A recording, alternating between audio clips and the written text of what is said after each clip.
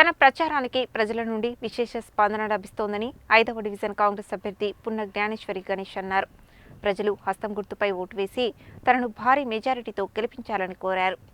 Nalgonda municipal corporation పరిధిలోని 5వ division నుండి కాంగ్రెస్ అభ్యర్థిగా పోటీ చేస్తున్న పున్న జ్ఞానేశ్వరి గణేష్ గురువారం డివిజన్ పరిధిలో విస్తృతంగా ఎన్నికల ప్రచారం నిర్వహించారు. హస్తం గుర్తుపై ఓటు వేసి తనను భారీ మెజారిటీతో గెలిపించాలని కోరారు. ఈ సందర్భంగా ఆమె మాట్లాడుతూ, గతంలో తన భర్త పున్న గణేష్ కౌన్సిలర్గా ఉన్న సమయంలో వార్డును ఎంతగానో అభివృద్ధి చేశారని, తాము చేసిన అభివృద్ధి పనులను చూసి ప్రజలంతా హస్తం గుర్తుపై ఓటు వేసి తనను కార్పొరేటర్గా గెలిపించాలని కోరారు. తనను కార్పొరేటర్గా గెలిపిస్తే వార్డును సమగ్రంగా అభివృద్ధి చేస్తానని చెప్పారు. ఈ కార్యక్రమంలో నరసింహరాజు, రేఖల భద్రాద్రి, కాటక వెంకటేశ్వర్లు, సర్వయ్య గౌడ్, నాగేశ్వరరావు, సంజయ్, భగత్, అశోక్, నరేష్, రాజశేఖర్, గీత, వైశాలి, వసంత, సుష్మా తదితరులు పాల్గొన్నారు.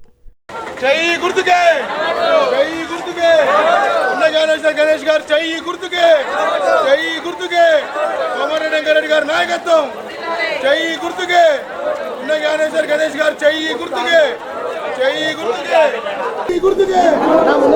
నడుచుకుంటారండి అందరూ. జై గుర్తుకే, పున్న జ్ఞానేశ్వరి గణేష్ గారు జై గుర్తుకే, పున్న జ్ఞానేశ్వరి గణేష్ గారు జై గుర్తుకే, రమ్మన్ రెడ్డి గారి నాయకత్వం, జై గుర్తుకే, గారి నాయకత్వం. 5వ డివిజన్లో ప్రచారం చేస్తున్నాము.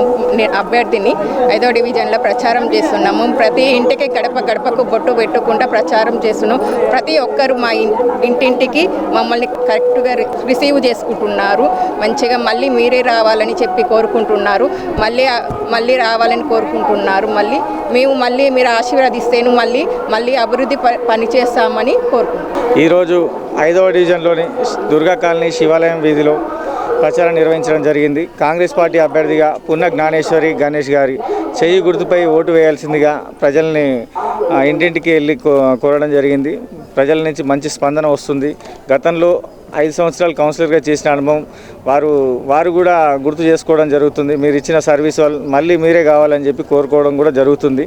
వారికి ధన్యవాదాలు, పాదాభివందనాలు తెలియజేసుకుంటూ ఈసారి ఖచ్చితంగా చెయ్యి గుర్తుపై ఓటు వేసి అధికార పార్టీని గెలిపించుకోవాల్సిందిగా కోరుతున్నాం. అధికార పార్టీ వస్తే మనం డెవలప్మెంట్ చేసుకునే అవకాశం మెండుగా ఉంటుంది.